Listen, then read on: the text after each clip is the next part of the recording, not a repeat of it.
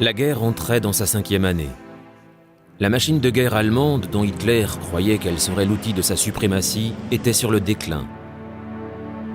Après la défaite de Stalingrad en février 1943, les Alliés étaient bien placés pour tirer profit de leurs avantages. Les chefs alliés étaient cependant conscients des dangers qui restaient à affronter. Ils avançaient avec précaution, prenaient des initiatives et progressaient petit à petit vers la victoire.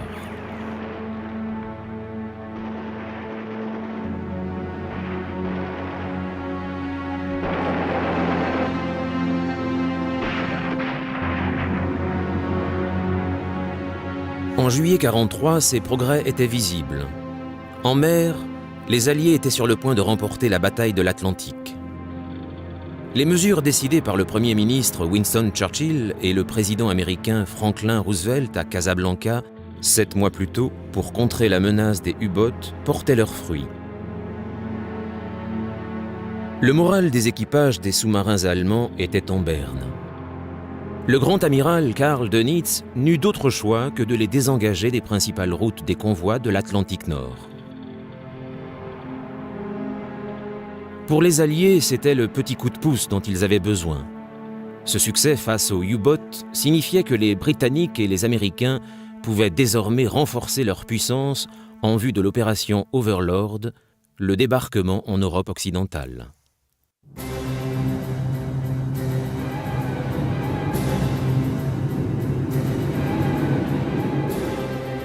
Dans le ciel européen, l'opération Point Blank, nom de code donné à la conférence de Casablanca pour la campagne de bombardement de jour et de nuit contre l'Allemagne et l'Italie, suivait son cours. L'aviation américaine attaquait des cibles de jour dans toute l'Europe de l'Ouest, tandis que la Royal Air Force prenait le relais la nuit.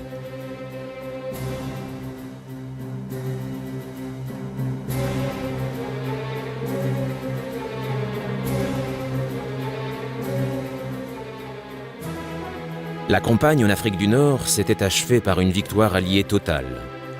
En mai 1943, près de 250 000 soldats allemands et italiens étaient prisonniers des Alliés.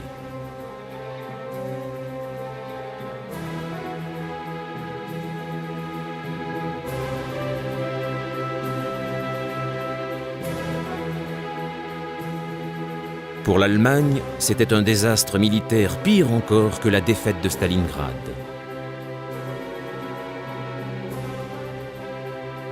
Les responsables américains et britanniques s'activaient pour préparer les prochaines étapes du conflit, s'étant mis d'accord sur une stratégie simple, Hitler d'abord. En mai 1943, Churchill, Roosevelt et leurs états-majors s'étaient rencontrés à Washington lors d'une conférence, nom de code Trident. L'Afrique du Nord étant sur le point de tomber entre leurs mains, les Alliés s'accordèrent pour envahir la Sicile, nom de code Opération Husky, l'étape logique suivante. Mais au-delà de cela, aucun consensus ne put être trouvé.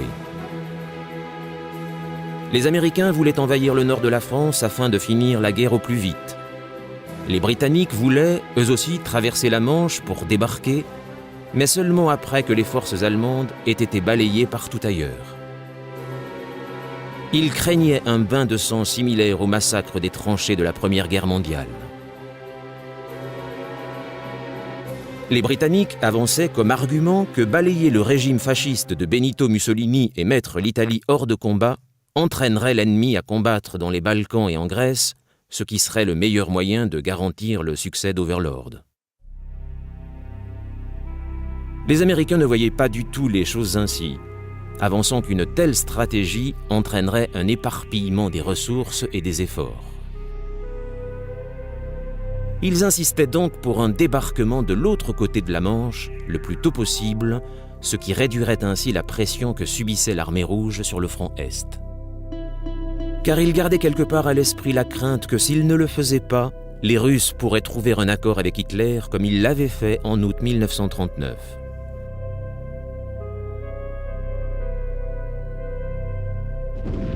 L'Allemagne nazie s'était emparée de larges parties du territoire soviétique. La neige était en train de fondre avec l'arrivée du printemps et les généraux d'Hitler cherchaient à venger le désastre de Stalingrad.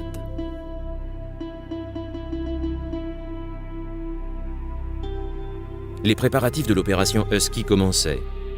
Hitler était convaincu que ses ennemis allaient lancer une attaque contre la Sardaigne. Grâce aux fausses informations des services de renseignements alliés, la bataille pour la reconquête du continent européen commença. Lors de la conférence Trident à Washington le mois précédent, les chefs d'état-major du commandement combiné anglo-américain avaient fixé la date de l'opération Overlord au 1er mai 1944. Cependant, les Anglais étaient désireux d'établir une tête de pont en Europe bien plus tôt. La Sicile était juste la première étape. L'Italie tout entière était l'objectif. C'est ce que Churchill et ses conseillers militaires cherchaient à imposer.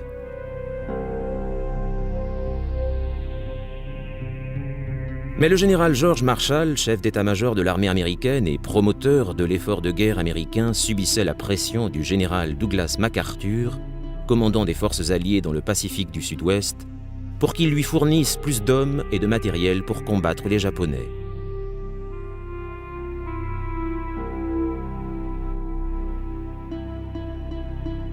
Marshall était prêt uniquement à engager les troupes américaines pour envahir la Sardaigne. Il avait reçu les instructions du général Dwight Eisenhower qui lui demandait d'élaborer des opérations afin d'exploiter l'attaque de la Sicile de façon à mettre l'Italie hors de combat.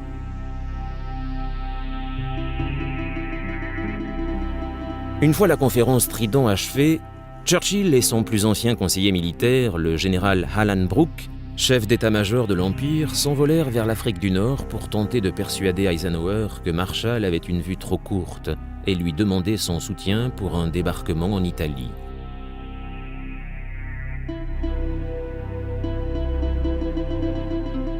Sous la pression de Marshall, Eisenhower était forcé d'être prudent. Il promit au chef britannique que si l'opération Husky était couronnée de succès, il pourrait offrir son soutien à une attaque en Italie, mais pas avant.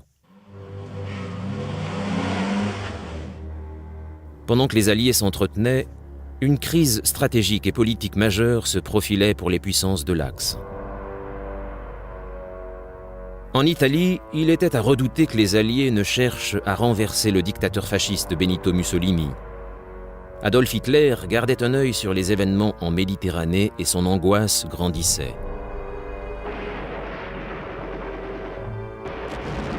Conséquence des combats en Russie et de la perte de 8 divisions de l'Axe en Tunisie un peu plus tôt dans l'année, l'espace méditerranéen était pratiquement vide.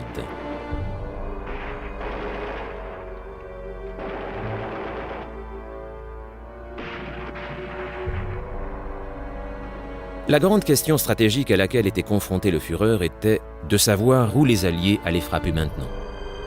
Le commandant du théâtre d'opérations méditerranéen, le Field Marshal Kesselring et les chefs de l'armée italienne croyaient qu'un débarquement en Sicile était imminent, mais Hitler n'en était pas si certain. En l'absence de renseignements fiables, il pensait que les Alliés allaient débarquer en Sardaigne. De là, ils allaient logiquement s'emparer de la Corse, qui servirait ensuite de tremplin vers le sud de la France ou l'Italie. D'un autre côté, les Alliés pouvaient aussi envahir la Grèce. Hitler fondait sa réflexion sur des informations glanées depuis des documents top secrets récupérés sur le corps d'un officier des Royal Marines, trouvé noyé sur une plage au sud de l'Espagne en avril 1943. Les autorités espagnoles qui avaient découvert le corps pensaient que le Royal Marine s'était noyé à la suite d'un accident d'avion en mer. Des copies des documents originaux furent transmises au service de renseignement allemand par un officier de marine espagnol pro-nazi. Ils révélèrent que la Sardaigne et la Grèce étaient les suivants sur la liste des Alliés. Hitler donna l'ordre de déployer une division de panzer en Grèce, une autre division d'infanterie motorisée en Sardaigne et 2 divisions de parachutistes d'élite en France pour faire face au risque de débarquement.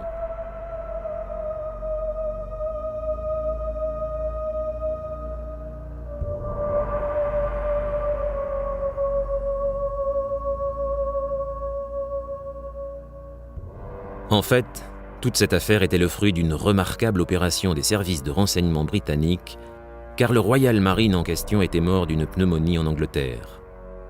Son corps avait été largué en mer à proximité des côtes espagnoles par un sous-marin britannique et tous les documents et lettres trouvés sur lui étaient bien sûr faux.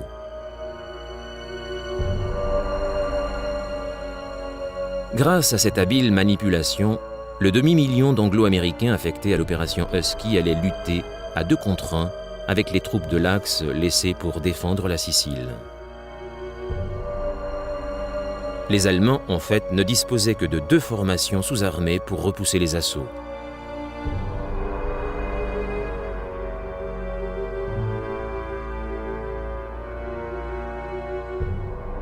Pas moins de 8 divisions britanniques, américaines et canadiennes étaient rassemblées pour l'attaque, le premier jour de l'opération Husky, faisant de celle-ci la plus importante opération militaire jamais entreprise à cette date par les Alliés.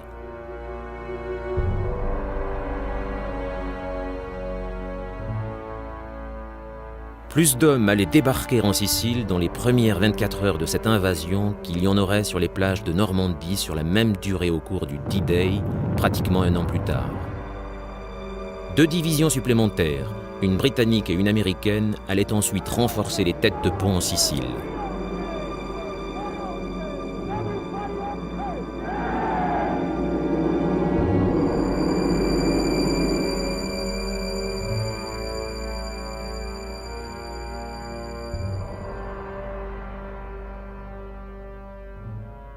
Le 5 juillet 1943, au lever du jour, 5 flottes de débarquement sous le commandement de l'amiral Sir Andrew Cunningham filaient à toute allure vers la Sicile depuis les côtes africaines.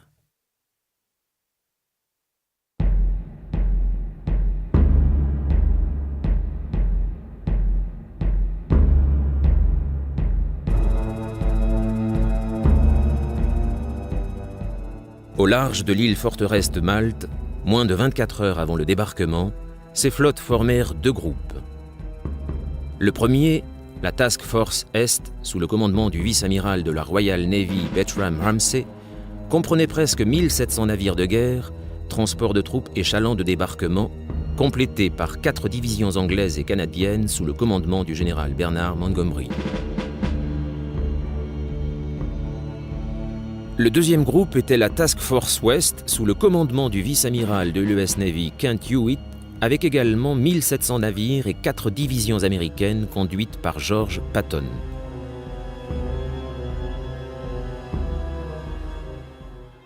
Les stratèges de l'opération Husky réservaient une autre surprise aux troupes de l'Axe présentes sur l'île, sous la forme de troupes aéroportées de la 1re Airborne britannique et de la 82e aéroportée américaine, prêts à atterrir à l'intérieur des terres.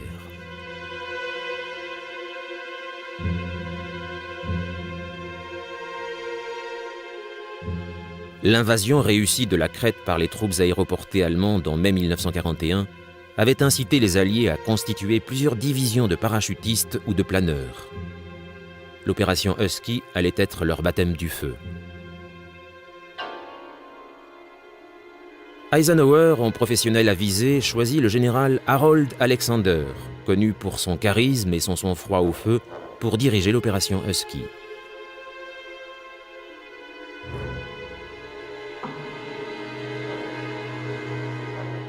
Si le charisme est toujours utile, le sang-froid, en l'occurrence, était indispensable, car sous les ordres du général Harold Alexander se trouvait le général Bernard Montgomery, célèbre pour sa victoire à El Alamein, et le général George Patton, bien connu pour son caractère flambeur et son style de commandement agressif. Husky était la première opération dans laquelle ces 2 officiers ambitieux et notoirement égocentriques allaient servir ensemble, et si 2 personnes semblaient destinées à aller au clash, c'était bien Montgomery et Patton.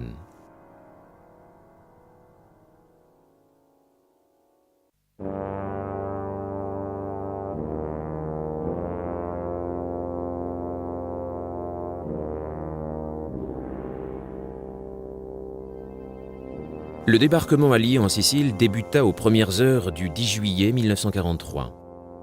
La 7e armée de Patton devait débarquer sur un front de 60 km sur la côte sud de l'île, tandis que la 8e armée de Montgomery allait accoster sur un front large de 50 km de l'autre côté, dans l'extrémité sud-est de la Sicile.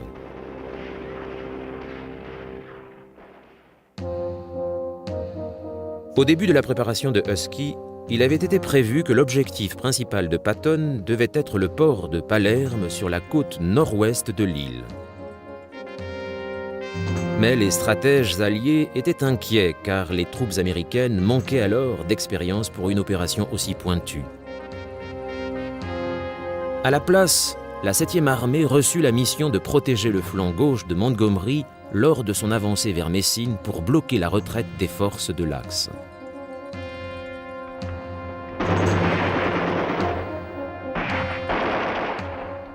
Pour le général américain, surnommé Blood and Guts, c'est-à-dire du sang et des tripes, c'était comme agiter un chiffon rouge devant un taureau. Il était déterminé à prouver à ses détracteurs qu'il se faisait une idée fausse de la valeur des hommes sous son commandement. Au cours de l'opération Husky, Patton eut la possibilité de le prouver avec éclat.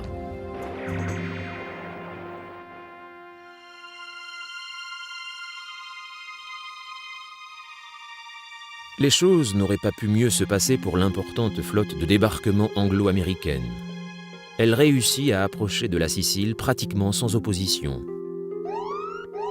Les sous-marins allemands coulèrent 6 navires de transport et chalands de débarquement, mais il n'y eut aucune attaque de l'aviation ennemie.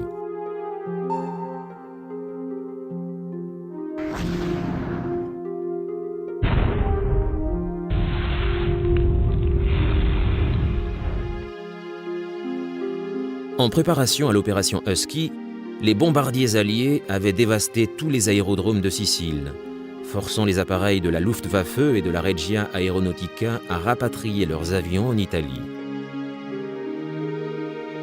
Face aux 4000 avions alliés, ils ne pouvaient aligner que 1500 appareils.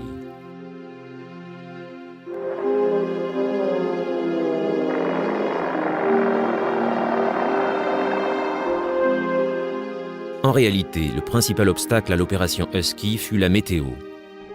La veille du débarquement, pendant l'après-midi du 9, le vent se leva lors d'un formidable orage qui eut pour conséquence de rendre malade une grande partie des troupes qui se préparaient à débarquer. Par chance, les vents se calmèrent dans les heures qui précédèrent le débarquement. Mais les terribles turbulences au-dessus de la Sicile semèrent la confusion dans les formations d'avions de transport de troupes et de planeurs en route vers leur zone de largage et d'atterrissage.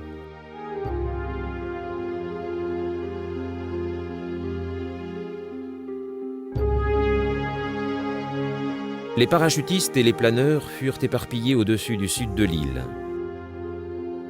47 des 134 planeurs britanniques finirent dans l'eau. Mais la soudaine apparition des troupes aéroportées qui étaient parvenues à sauter sur la Sicile créèrent la panique à l'arrière des positions ennemies.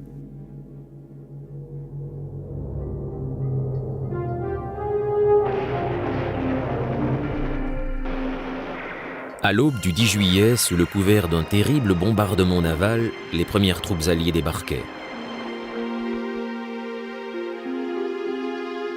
La stratégie d'Eisenhower avait permis aux Alliés d'établir une première tête de pont sur le sol européen. Mais les troupes débarquées n'avaient aucune idée de la résistance que leurs adversaires allaient leur opposer.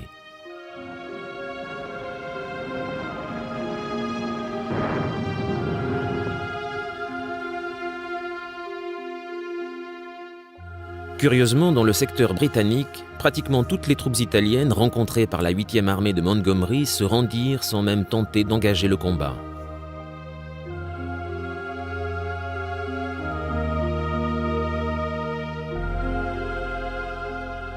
Sans surprise, l'essentiel des hommes incorporés dans les 6 divisions de défense côtière étaient siciliens. Ils n'avaient qu'une faible attirance pour le régime fasciste de Mussolini et avaient encore moins envie de voir leur pays subir les ravages de la guerre.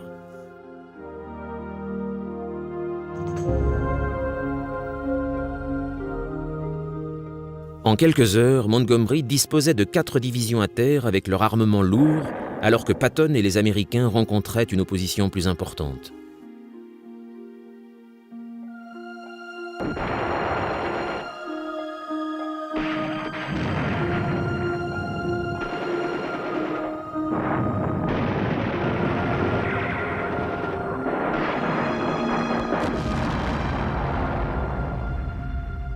Le premier jour de l'opération, les chars italiens puis allemands firent leur apparition, mais les Italiens furent rapidement mis en pièces.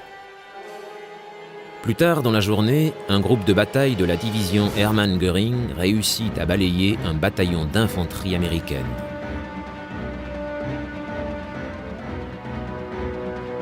Le lendemain, le 11 juillet, le général Alfredo Guzzoni, le commandant en chef italien de toutes les troupes présentes en Sicile, donna l'ordre à la division Hermann Göring, renforcée par la division italienne Livorno, de repousser à la mer l'ennemi. Les avions italiens et allemands basés en Italie se joignirent à l'attaque et les troupes américaines se retrouvèrent assiégées.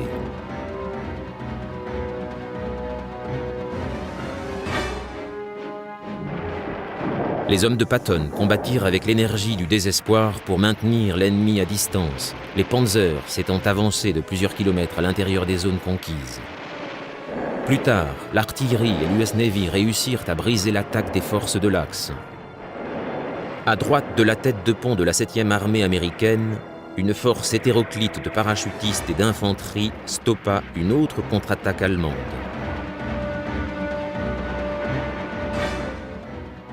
La 7e armée de Patton perdit 2300 hommes pendant ces 24 heures les plus sanglantes de toute la campagne de Sicile. Les Américains allaient subir des pertes encore plus lourdes avant que l'aube du 12 juillet ne se lève. Des avions et des planeurs transportant 2000 hommes reçurent l'ordre d'aller renforcer la 82e division aéroportée. Bien que 23 avions aient été descendus, tuant 200 soldats américains de plus, la menace sur le secteur américain était levée.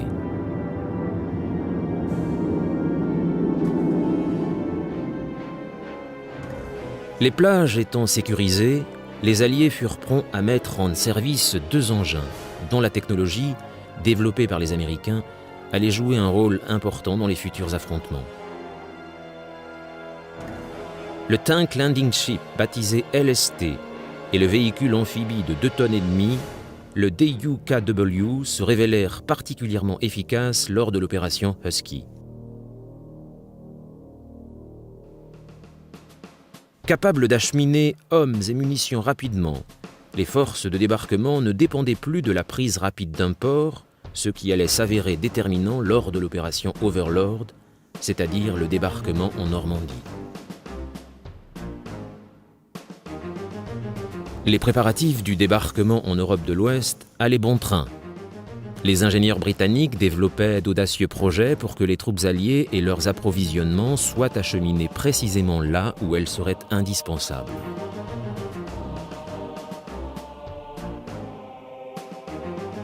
Mulberry était le nom de code des éléments préfabriqués d'un port flottant capable d'être acheminé près des côtes françaises. Beaucoup de travail allait être encore nécessaire pour faire de ce projet original une réalité.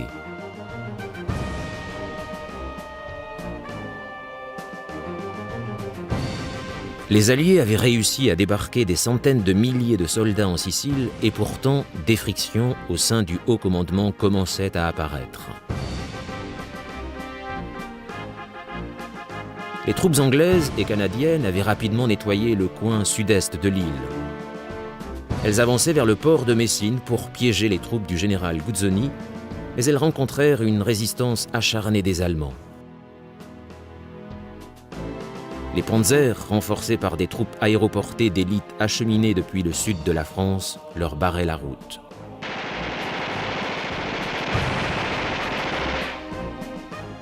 Le relief compliqua encore les choses car derrière les panzers, il y avait l'Etna, un volcan encore actif, qui s'élevait à 3000 mètres au-dessus de la plaine de Catane. Pour contourner les positions allemandes au pied de l'Etna, Montgomery chargea Alexander de faire le lien entre sa 8e armée et la 7e de Patton le 13 juillet.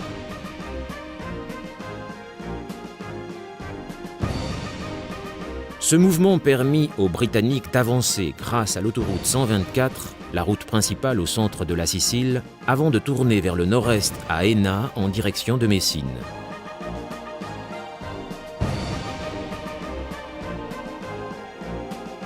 Patton était furieux. Comme nombre de généraux américains, il détestait Montgomery. En redessinant les espaces interarmés en faveur de Montgomery, Alexander réduisait la 7e armée américaine au rôle de bouclier pour la 8e. Patton décida que le meilleur moyen de convaincre Alexander était de s'emparer de Palerme, la capitale de la Sicile, et port important.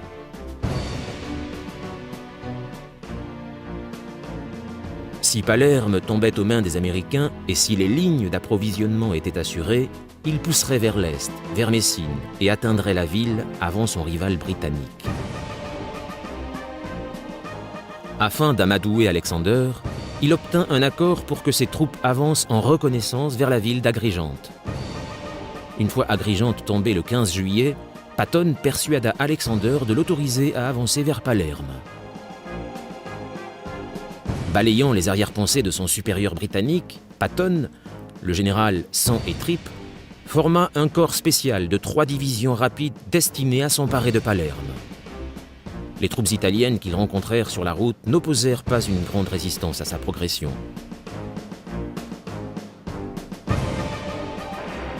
Palerme tomba le 22 juillet et 48 heures plus tard, tout l'ouest de la Sicile et 53 000 soldats italiens étaient aux mains de la 7e armée américaine.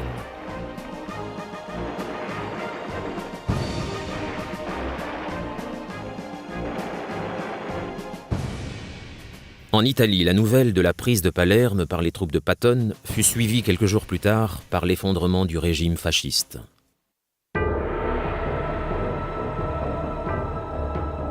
Bien que dictateur en Italie depuis 1922, Benito Mussolini avait toujours partagé son pouvoir avec le roi Victor Emmanuel III et avec l'armée italienne. Le roi et l'armée n'avaient jamais apprécié l'alliance de Mussolini avec Hitler. Désormais, cette alliance menaçait de les entraîner dans sa chute. L'invasion de la Sicile signifiait pour les antifascistes que le temps était venu. L'impulsion finale fut fournie par un important bombardement de l'US Air Force sur Rome le 19 juillet. La cible était la gare de triage, mais de nombreuses bombes tombèrent aux alentours, tuant et blessant des centaines de civils. L'opinion publique de la ville était désormais très hostile au régime fasciste. Le 24 juillet, Mussolini exigea du Grand Conseil fasciste à Rome qu'il mette un terme à la crise politique grandissante. À la grande surprise de Mussolini, ses collègues fascistes l'informèrent qu'il n'avait plus confiance en lui. Le lendemain, le roi le démit de son poste de Premier ministre et le fit arrêter. Sans un seul coup de feu, le régime fasciste s'était effondré. Le maréchal Pietro Badoglio, un ancien chef de l'armée italienne, devint Premier ministre. Pour ne pas se mettre les Allemands à dos, il annonça prudemment que la guerre continuait aux côtés de nos alliés allemands.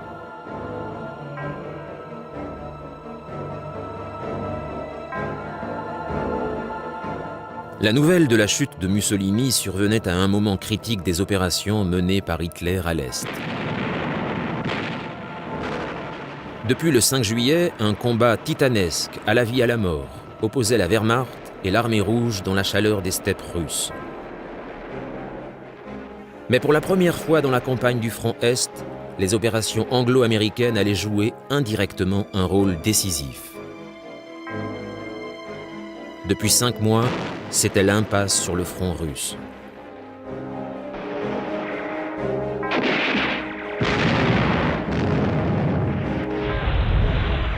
Une tentative de l'armée rouge pour tirer profit de la grande victoire de Stalingrad avait été stoppée par une brillante contre-attaque des troupes allemandes réunies par le maréchal Erich von Manstein, l'un des meilleurs tacticiens d'Hitler.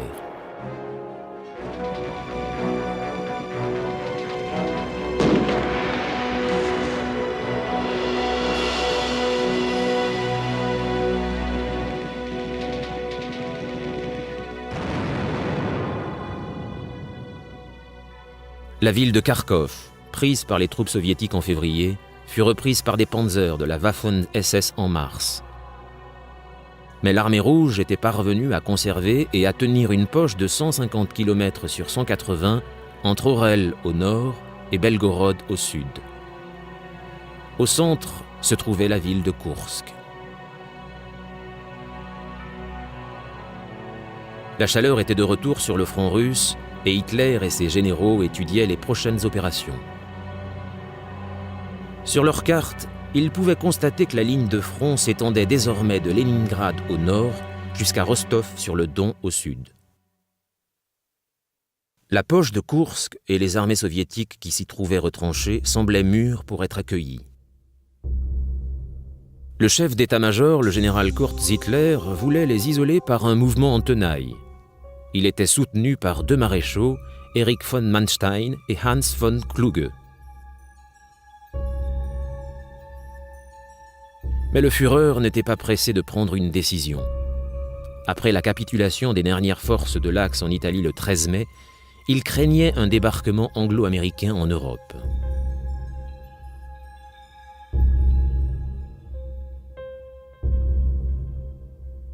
La Wehrmacht devait-elle essayer de balayer la poche de Koursk ou fallait-il attendre que l'armée rouge ne lance son offensive d'été?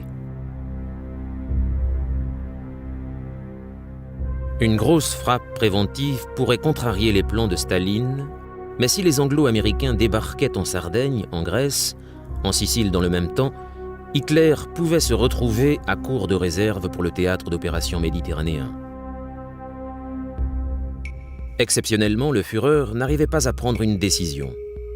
Son inspecteur des troupes de Panzer, le célèbre commandant des troupes blindées Heinz Guderian, était fermement opposé au projet de Kurt Zittler.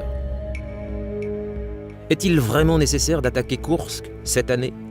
Pensez-vous que qui que ce soit sache où se trouve Koursk? Le monde entier se fiche de savoir si nous allons prendre Koursk ou non, déclara-t-il à Hitler. Le Führer lui répondit « Je sais, mais y penser m'obsède ». L'offensive, qui avait reçu le nom de code Citadelle, prévue à l'origine pour le 4 mai, fut repoussée.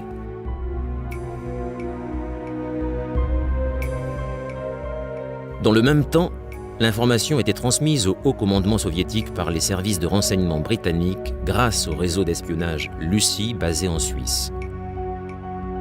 De plus, les sources de l'armée rouge fournissaient à Staline des informations sur les plans allemands. Durant l'été 1943, la Wehrmacht et l'armée rouge pouvaient compter sur 3 millions de soldats chacune, soit 6 millions au total.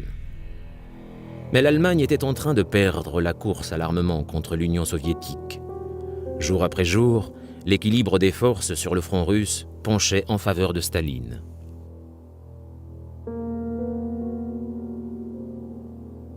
En prévision de l'engagement, la Wehrmacht rassemblait 50 divisions, dont 17 de Panzer, qui allaient apporter dans la bataille la puissance de leurs nouveaux chars Tigre et Panthère et du puissant canon automoteur de 88 mm baptisé Ferdinand.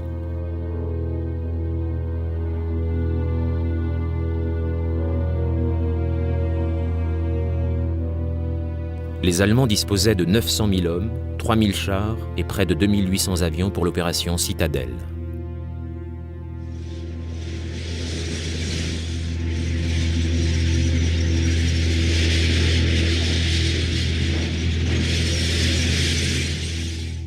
Mais la préparation de l'offensive avait laissé le temps à l'armée rouge de bâtir un système sophistiqué de champs de mines, de fossés et de positions d'artillerie anti-chars afin de protéger la poche de Koursk sur une profondeur de 150 km. Pour empêcher toute percée, Staline avait rassemblé pas moins de 1 300 000 soldats, 3 600 chars, 20 000 canons et environ 2 800 avions. En plus d'avoir perdu l'avantage de la surprise, la Wehrmacht était en infériorité en hommes et en armes.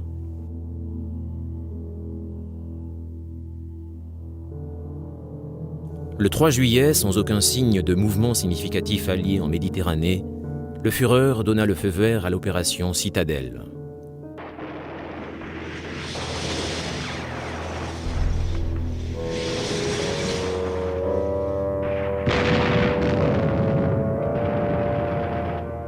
« 24 heures plus tard, les troupes allemandes lancèrent des attaques test contre les défenses du périmètre extérieur des positions russes.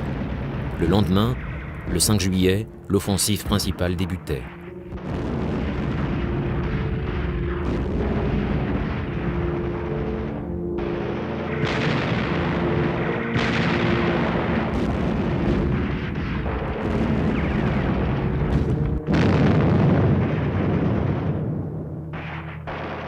La 9e armée, sous les ordres du général Walter Model, du groupe d'armées du Centre, forma la partie nord de la tenaille de l'opération Citadelle, et ses chars tentèrent d'enfoncer les défenses soviétiques sur un front large d'une 50aine de kilomètres.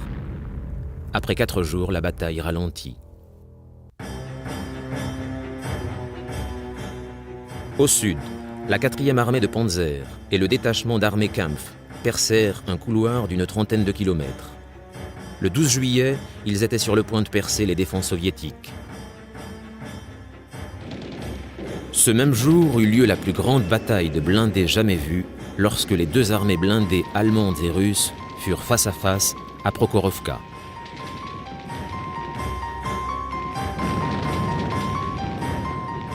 Pendant 8 heures, des milliers d'hommes, dans la poussière de la steppe, transpirants et effrayés, bloqués dans leurs véhicules lourdement armés, s'affrontèrent dans un chaos indescriptible.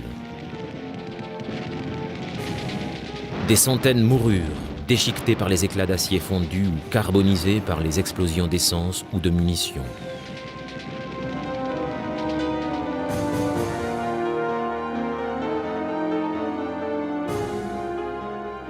Mais alors que la gigantesque bataille de blindés faisait rage, l'armée rouge lança une offensive contre le groupe d'armées du Centre.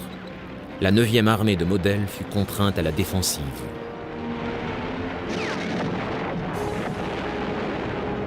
Le jour suivant, le 13 juillet, Hitler fit le point sur les progrès de Citadelle.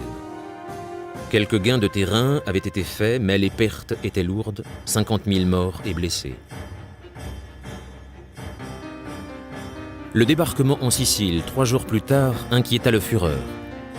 Désireux de mobiliser ses réserves pour protéger l'Italie, il donna l'ordre de stopper l'offensive de Koursk.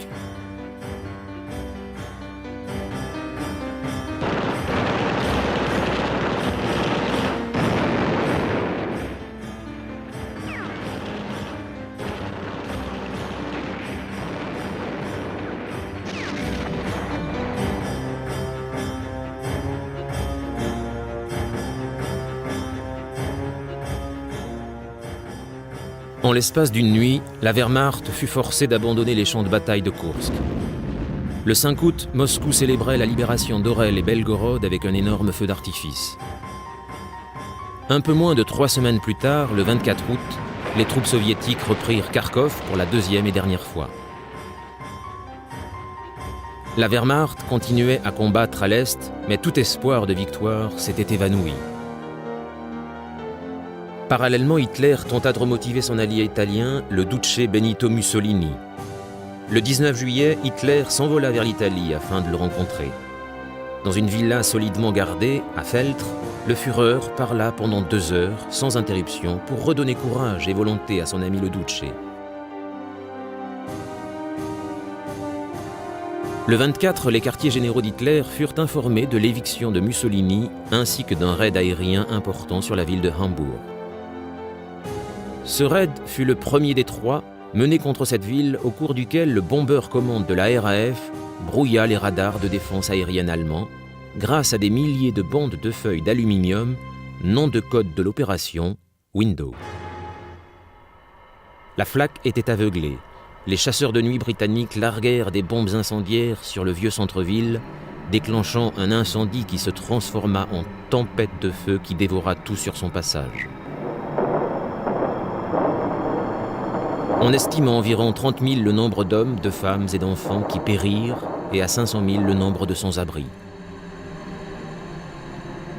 Durant les derniers jours de juillet 1943, les échos de la destruction d'Hambourg et des lourdes pertes humaines se répandirent comme une vague de peur dans les autres villes allemandes, pour la plupart préservées jusqu'alors des bombardements alliés.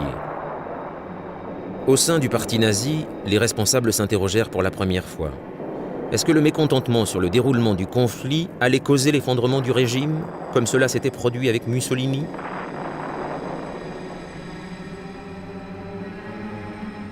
Chez les Alliés, le général Patton était déterminé à prendre Messine le premier. Il déclara à un de ses commandants « C'est une course équestre dans laquelle le prestige de l'US Army est en jeu. Nous devons prendre Messine avant les Anglais. »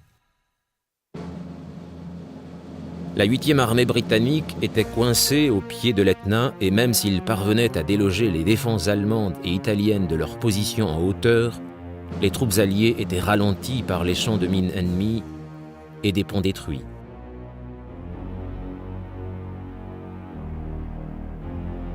Lorsque les premières troupes américaines entrèrent dans Messine le 17 au matin, ils trouvèrent une ville désertée. Peu après que Patton ait reçu la reddition de la ville, une petite colonne motorisée britannique entra dans le port. Patton avait gagné la course, mais c'était une victoire fantôme. En 6 jours et 7 nuits, 40 000 Allemands et plus de 60 000 Italiens avaient été évacués par le détroit de Messine avec la plupart de leurs véhicules, leurs armes lourdes et leurs réserves. La Sicile étant maintenant entre leurs mains, les Britanniques et les Américains pouvaient désormais organiser des convois maritimes à travers la Méditerranée plutôt que de leur faire le tour de l'Afrique jusqu'au canal de Suez. Le 17 août au soir, l'opération Husky prenait fin. En Angleterre, 571 Halifax et Lancaster décollaient de leur base dans le Lincolnshire et l'East Anglia pour attaquer le centre d'expérimentation des armes secrètes allemandes à Peenemünde, sur la Baltique. Pendant les mois précédents, les missions de reconnaissance photographique de la RAF au-dessus de Peenemünde avaient permis de découvrir l'existence de la fusée A4 à longue portée et de la bombe volante FG-76 que Hitler espérait pouvoir employer contre Londres avant la fin de l'année 1943. Au cours de l'attaque de la RAF, 1600 tonnes de bombes classiques et 231 tonnes de bombes incendiaires furent larguées, détruisant une grande partie du site et tuant plus de 730 personnes, dont 2 très importants scientifiques allemands. Le lendemain, le général Hans Jeschonnek, chef d'état-major de la Luftwaffe, se tira une balle dans la tête pour n'avoir pas réussi à empêcher le bombardement de Peenemünde. Les Britanniques espéraient que ce raid aérien porterait un coup fatal au programme nazi d'armes secrètes. Mais à la fin de l'année, il était évident que les Allemands continuaient leurs essais de fusées et de bombes volantes dans des centres d'essais situés au-delà de la portée des bombardiers alliés. Ce même 17 août, Churchill et Roosevelt, ainsi que leurs conseillers militaires et diplomatiques, se rencontrèrent pour la 2e fois en 3 mois, cette fois sur le sol canadien, au Québec. La conférence reçut le nom de code Cadran. Au programme, l'opération Overlord, le théâtre méditerranéen, l'Extrême-Orient et Tubelois, le nom de code du projet anglo-américain pour produire conjointement une bombe atomique. Durant des mois, les Britanniques plaidaient en faveur d'un débarquement en Italie, car de là, les Alliés pourraient frapper les Balkans et ouvrir une route maritime par la mer Égée, en supposant que l'on puisse convaincre la Turquie d'abandonner sa neutralité. Roosevelt suivit en partie Churchill. Une fois les troupes alliées solidement établies en Sicile, Eisenhower reçut l'ordre de préparer un débarquement en Italie. La chute de Mussolini rendait l'opération urgente, mais il n'avait qu'un temps limité pour le faire, car un grand nombre de navires de débarquement américains devaient être transférés dans le Pacifique. Mais où les Alliés devaient-ils débarquer ? Churchill optait pour un débarquement en haut de la péninsule italienne, le plus près de Rome. Pourquoi devrions-nous remonter la jambe comme des poux depuis la cheville ? Le mieux est de frapper directement au genou, grommela-t-il.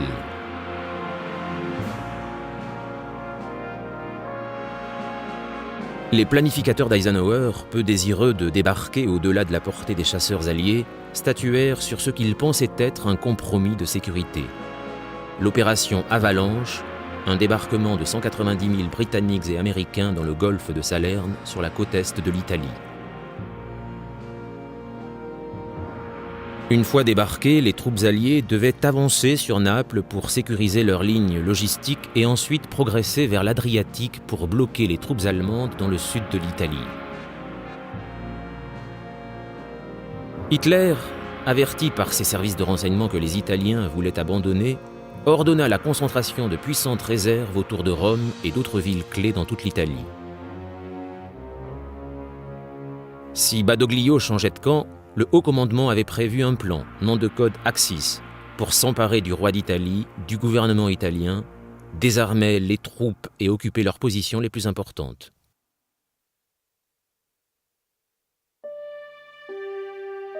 Mais Hitler était toujours hésitant et dans le même temps, il ne pouvait oublier son ami Mussolini qui était emprisonné sur ordre du gouvernement de Badoglio depuis le 25 juillet. Des parachutistes SS commandés par le major Otto Skorzeny reçurent la mission de trouver le Duce et de le ramener en Allemagne.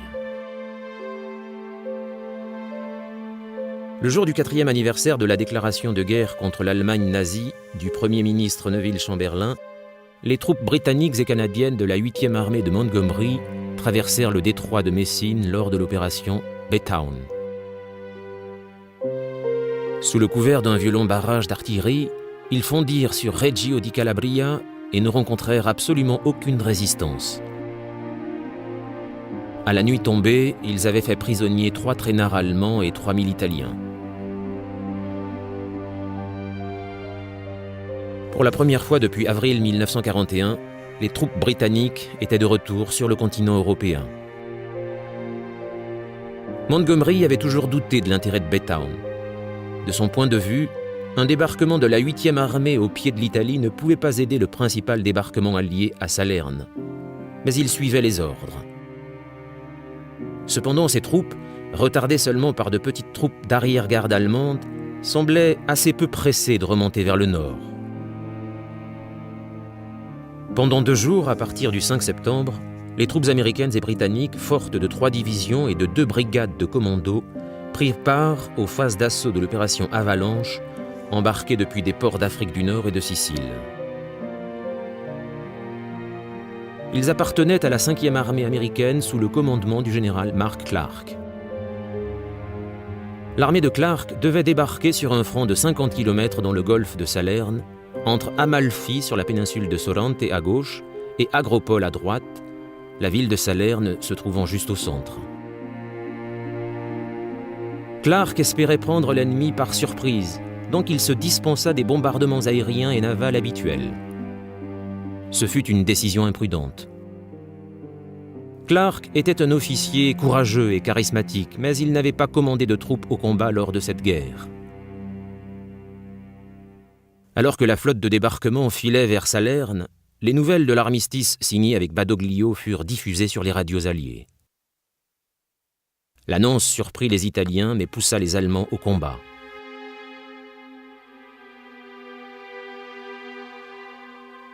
Les troupes du Troisième Reich, sous le commandement du Feldmarschall Kesselring, chef du théâtre des opérations en Méditerranée, lancèrent rapidement l'opération Axis. La plupart des troupes de Badoglio qui espéraient rejoindre les Alliés furent désarmées ou balayées. Par chance pour la 82e division aéroportée américaine, son largage sur Rome fut annulé à la dernière minute. La principale flotte de combat italienne réussit à prendre la mer depuis sa base de la Spezia. Alors qu'elle passait la Sardaigne à toute vapeur pour aller à la rencontre de la Royal Navy, le cuirassé Roma fut coulé par une nouvelle arme anti-navire allemande, la bombe planante HS-293. Mais le reste de la flotte italienne arriva sans dommage à Malte. Le 11 septembre, l'amiral Sir Andrew Cunningham, commandant en chef de la flotte méditerranéenne de la Royal Navy, signala à Londres « Nous sommes heureux de vous signaler que la flotte de combat italienne est à l'ancre sous les canons de la forteresse maltaise. »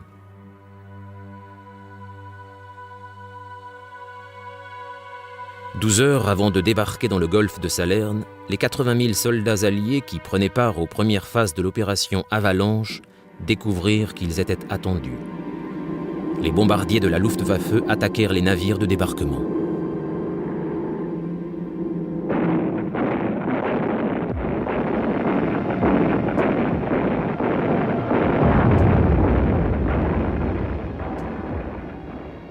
À l'aube du 9 septembre, les premières vagues de Britanniques et d'Américains montèrent à bord de leurs chalands de débarquement et s'approchèrent des plages sous un déluge de feu.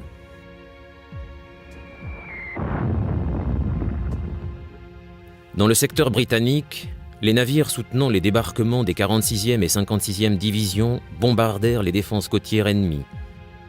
Mais dans le secteur américain, à Paestum, le commandant de la 36e division du Texas, entrant en action pour la première fois, obéit aux ordres de Clark de ne pas faire établir de barrage d'artillerie contre la côte. Les Texans subirent de lourdes pertes.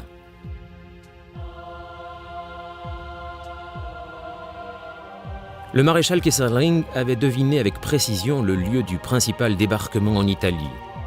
Pour le contrer, il avait déployé 6 divisions sous le commandement du général Heinrich von Wittenghoff, commandant de la 10e armée, à proximité immédiate de Salerne. Dans un premier temps, le débarquement se déroula comme prévu. Les Rangers américains et les commandos britanniques prirent rapidement la ville de Salerne et s'emparèrent de la vallée qui menait à Naples sur le côté gauche du flanc de la 5e armée. Mais les 3 divisions d'assaut allaient devoir livrer de durs combats en s'avançant dans les terres.